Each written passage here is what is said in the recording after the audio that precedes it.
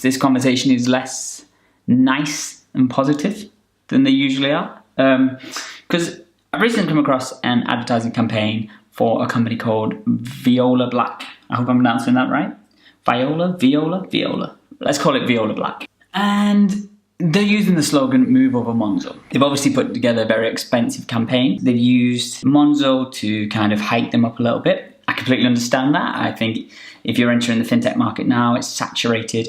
To talk about your product, you do have to push things a little bit harder. And even though this is a shameless way of attaching yourself to another brand, I understand it. And I'm not going to discredit them for that. But then I started to look into it.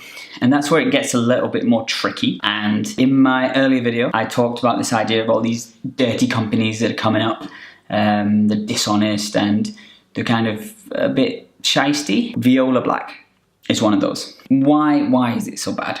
So, Move Over Monzo is a direct comparison to Monzo. That makes it sound like it's better, right? On a direct comparison in regards to features, they're very, very similar. There's things that Viola Black can't do because it's not a bank. So, comparing itself to a bank is not correct. So, it's a prepaid card, but feels like it's been set up by people who just want to make lots of money very quickly by tricking people. And this is why. So an expensive campaign to drive people to get this card out under the assumption that it's similar to Monzo. The thing that's a big, big difference with Viola Black is that its fees are horrendous.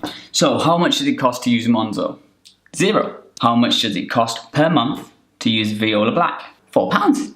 A replacement physical card, £2. But then let's keep going into this. So a replacement or additional virtual card, we're talking a virtual card, a thing that you can't touch. It's just numbers and bits of code. That's £1.50. You're paying a monthly fee, so £4, and then you lost your card, so you got to pay £2, right? But let's say you want additional. You take your card, you go to an ATM, and you forget that your rent's been taken out. You try and withdraw £10. It's declined, right? Well, guess what? You have to pay 30p for that with Viola Black. And then let's add to that. That withdrawal fee as well would cost £2.90. And then in addition to that, if you were to do that in a different country, so fees, GBP, ATM withdrawals is £2 plus 1.5% of withdrawal amount. I'm kind of curious at this point what I'm paying £4 a month for. And the thing that really, really gets me with the fees is this. So I'm paying £4 to have the pleasure of having that account. And then if anything goes wrong, I have to pay for that. If I'm withdrawing money, I have to pay for that. I mean, I don't know why anyone would get this card at this point. If this came out before cards came out, so if this came out in 1949, I think it would be a great product. But in 2019, it really doesn't feel like it has a place. But it gets better anyway, because the additional fee is this. Let's say if you don't use that card. Let's say you get it and you're like, oh, actually, I want to stick with my main bank. Well, guess what? If you've not used it for 120 days and just chucked it in a drawer, well, guess what? You still have to pay for that. You have to pay to not use your card. So you're paying £4 a month, but then you have to pay an extra £2. I just won't be signing up for this card.